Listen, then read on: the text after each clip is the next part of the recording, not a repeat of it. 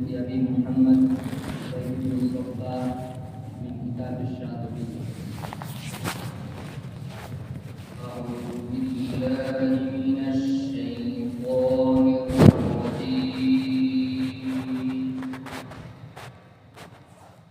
بسم الله الرحمن الرحيم.